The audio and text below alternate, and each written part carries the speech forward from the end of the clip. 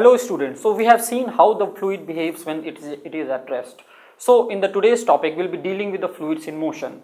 Now the first topic that we will be considering will be the equation of continuity. Now this equation of continuity is valid only for ideal fluids that are incompressible.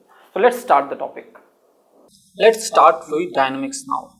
Till now we have dealt with the topics where the fluids were at rest. Now we will be dealing with the topics where the fluid is in motion. That's why it's called dynamics. When the fluids are in motion. Till now we have dealt with fluids at rest, and we have seen how the Newton's law has given us different results for the fluids. And whenever I say fluid, I mean both the liquids and the gases.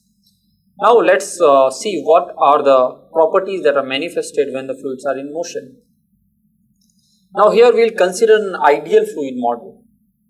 We will be considering fluid that is ideal and we will prepare a model for it that provides a good description of the fluid flow in many situations. It explains almost all of the properties of the real fluids. Now this model consists of three assumptions that we need to keep in mind. First is that the fluid is incompressible, means it cannot be compressed. You cannot compress a fluid by applying or increasing the pressure. It is more like a liquid than a gas. Now we know that gas when compressed will change its volume, but for the liquids it is very difficult to change in the volume and they are incompressible. The gases are actually compressible. So the fluids that we will be considering here is liquids that are incompressible. Even if that is like a gas, and if the question says it's adopting an ideal fluid model, you have to assume that the fluid is incompressible. Now the fluid is no viscous. It's more like water than syrup. Now viscosity, although we haven't dealt with it till now, it's something like a friction force that is exerting. If you, as you have seen, you may have seen the real fluids, that there is a resistance to the flow. When a fluid is dropped on the surface, it doesn't flow freely. It's like it's flowing in a manner more like a syrup rather than a water. Water you may have seen is flowing very freely compared to the syrup. So we say that the syrup is more viscous than water. Now we will deal with that in detail later. Third assumption is that the flow is steady. It is more like a laminar flow than the turbulent flow. Means the flow, the liquid flow that is happening, it's more like a steady flow. Like suppose if you have this is like a pipe through which the liquid is flowing. So means every particle that reaches here goes like this. Every particle that is coming here goes like this. It's like more like a laminar flow in straight lines. It's not like this going like this, all of the particles are going like this. Otherwise that will create a turbulence, and there will be that you may have seen in the normal water flowing in your nearby ponds, and where you find that when you drop something there is a turbulence. Now that is a turbulent flow because not all of the particles are flowing in the same manner. There is a randomness there. From here you can see what is laminar and turbulent flow. You can see in the initial portions of this, when it's coming, you can see that all of the particle that is here, they are flowing like a straight line. After this it has become turbulent.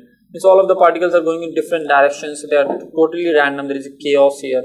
So this is called the turbulent flow. Now this portion is called the laminar flow. So the fluid dynamics that we are considering here, it only deals with the laminar flow. It doesn't deal with the turbulent flow. The rising smoke in the photograph begins as laminar flow, but at some point it undergoes the transition to turbulent flows.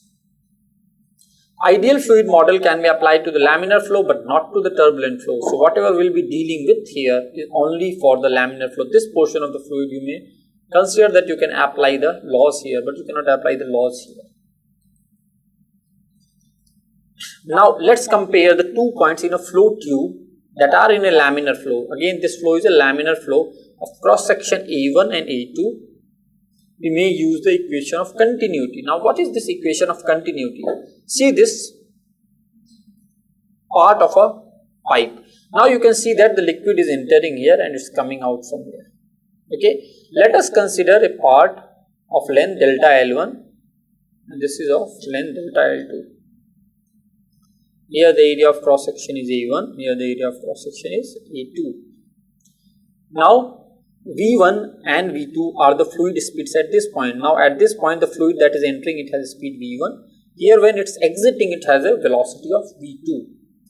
Now here we have to find out what is the equation of continuity. Now this equation of continuity comes because the fluids, the reason for the equation of continuity is that the fluids are incompressible. Means they cannot be compressed. That means if in time t a volume V is entering here, then in the same time t the volume V must exit from here because it is incompressible. So whatever volume enters, they must exit from this point so that the volume is a constant, because the density is not changing with time, so the volume has to be constant. So whatever enters must exit from this gate. So that means the volume that is entering here in time t will be, if this is moving with a velocity v1 here, so in time t it will go this length, delta L1. What is that length? It is v1 t1, and the length that at this point it will go, it will be v2 t2. Now its area of cross section is a1, its area of cross section is a2. That means this is the volume that goes in time t, and this is the volume that goes in time t from this end. Now from the equation of continuity, since the fluids are incompressible, whatever volume enters must be exiting at this point. That means we have A1, V1, T1 must be equal to, this is T. In the same time we are considering A2, V2, T. So T and T cancels out. What we have here is A1, V1 is A2, V2. This is the famous equation of continuity. Now this is because again because of the volume flow rate. Q is a constant. It says that this volume flow rate, this AV, that is a constant, is also called as, this Q is also called as the volume flow rate. It is the rate of flow of the volume. Now you have seen this was the volume that flew in time t. Now what we got, AVT was the volume that flew in time t. So the volume flowing per unit time will be AVT by t, that is A into V. That is called the volume flow rate, A into V. It's the volume flowing per unit time. This is Q, and this is the equation of continuity. Now you can see it from the, what is the unit of this? Velocity is meter per second, area is meter square, so you have meter cube per second. The volume flowing per second. Let's do a question based on this. Now if you see here, water flows from the left to right. From here its water is entering through this pipe. What can you say about the speed of the water at points 1 and 2, at this point and at this point? What will be the relation between their velocities? Now if you can see from here, like suppose if this is here the velocity is v, here the velocity is v dash, okay, and here the area is a, here the area is a dash. Now from the equation of continuity,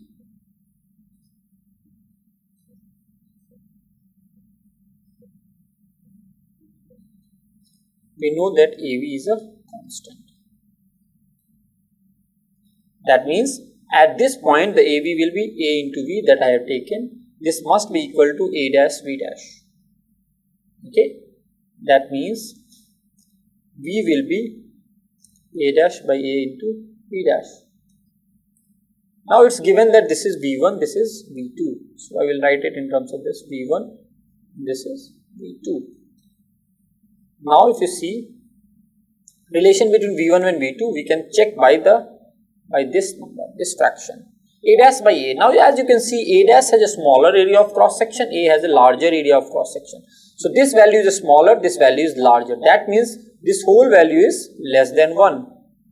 So if this whole value is less than 1, it will make this V2, this whole V2 smaller value equal to 1.